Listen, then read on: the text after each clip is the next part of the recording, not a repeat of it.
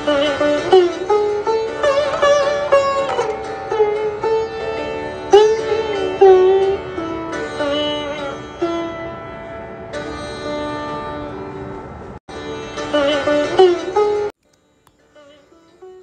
পিতামহী বসুমতী মা।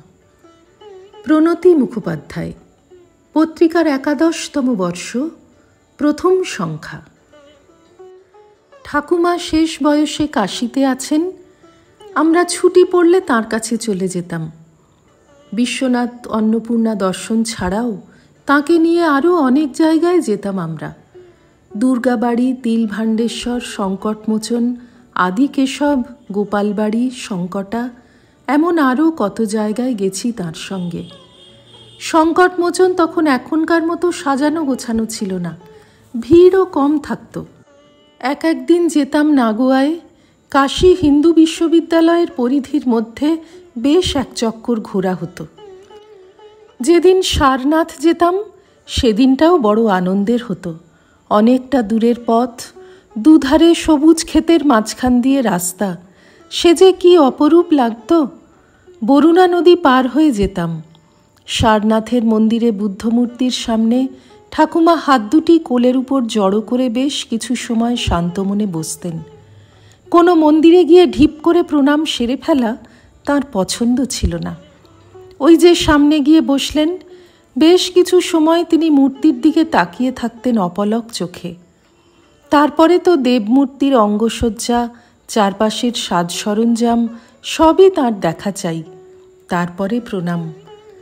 বুদ্ধ মন্দিরে দেওয়ালের ফ্রেস্কোগুলি প্রতিবারই ঘুরে ঘুরে দেখতেন আমাদের সঙ্গে। কোনো হিন্দু মন্দিরে যখন যেতাম, শান্ত হয়ে বসবার স্থান পাওয়া গেলে আপন মনে দেবতার বন্দনা গান গাইতেন ঠাকুমা। যেখানেই যেতেন দেব দর্শন করে গভীর আনন্দ পেতেন। সে আনন্দে জীবনের সব ক্ষয়ক্ষতির যন্ত্রণা কোথায় মিলিয়ে যেত। অল্প কোনো কিছুতেই ঠাকুমার তৃপ্তি হতো না।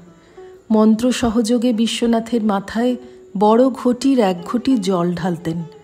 সেই যখন মন্দিরের গর্ভগৃহের চারদিকে পুরু জালের দরজা বসল, তখন তো বেশ অনেকগুলো বছর আমজনতার জন্যে জালের দরজার বাইরে থেকে দর্শনের বিধান হলো। অনেক পুণ্যার্থী সেই বাইরের দোরগোড়াতেই মহাদেবের উদ্দেশ্যে জল ঢালতেন।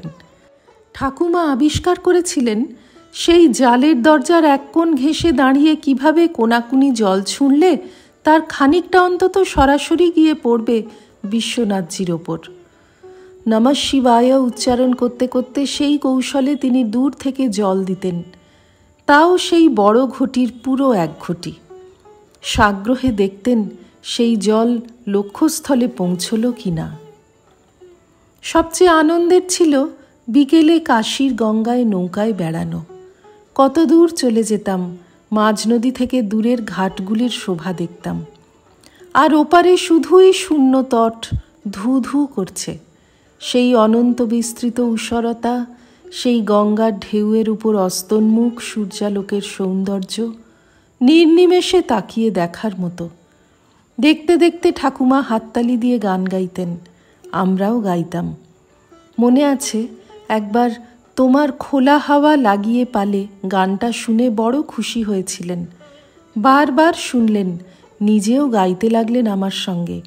বাড়ি এসে গানের কথা লিখে দিতে হলো।